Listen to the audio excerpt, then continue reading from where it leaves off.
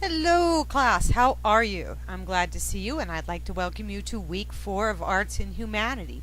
This week, we're going to tackle a really difficult subject: freedom. On the surface, it seems like such an, uncomplicated, easy to understand word. Freedom means that I have the ability to move around and do what I want to do in the way I want to do it. Kind of, sort of, maybe. Does that work? I'm not sure. Freedom, as a definition, as a concept itself, is a very hard word to think about because there are many different kinds of freedom. We look at freedom from many different ways. Here in the United States, we pride ourselves in being the land of the free. But certainly we have to admit that freedom from the beginning of this country meant something entirely different than it does today.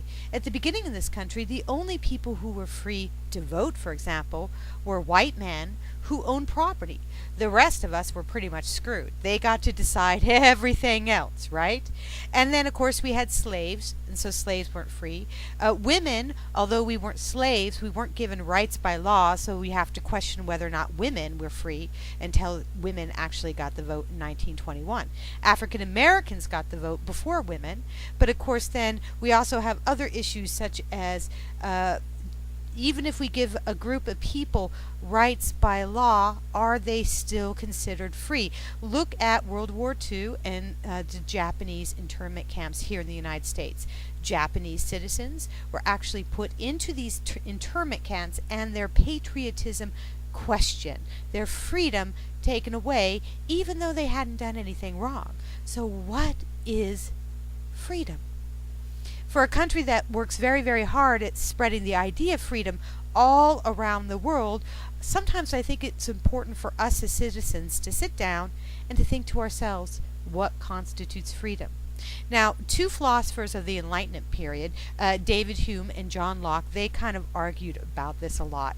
And they looked at the idea of freedom and our original state as humans. When I say original state, I mean before we had societies, before we had laws, kings, governments, how we lived next to each other in our world. Now, David Hume took kind of what I would consider kind of a pessimistic idea about freedom, but also a liberal idea about freedom in the sense that he felt like our original state, we were free to do what we wanted. We were free to protect our land, we were free to protect ourselves, that we could go after and get whatever we wanted, that when we put limits on those freedoms, we limited how we functioned together. On the other side, we had John Locke, who felt like, we limit freedom willingly because we know if we don't limit our freedom that we can't live next to each other. So whereas David Hume felt like our freedom constantly created conflict because if I am working very hard to get what I need to take care of my self-interest, to take care of my freedom, then my freedom, chances are going to affect your freedom. You may have a freedom to build a house down the street, but according to David Hume, I also have a freedom to decide that that's the exact space that I want to build my house, therefore we are in a state of war.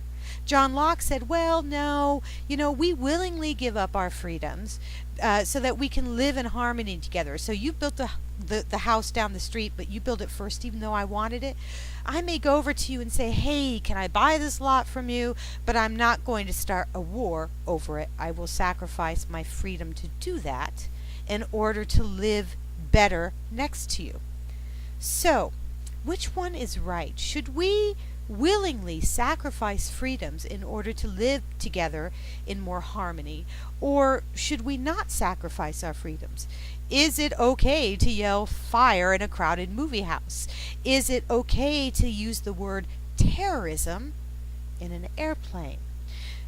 These are all very complicated things, and it becomes even more complicated when we give a firm definition on the idea of freedom, something that you're going to be asked to do this week.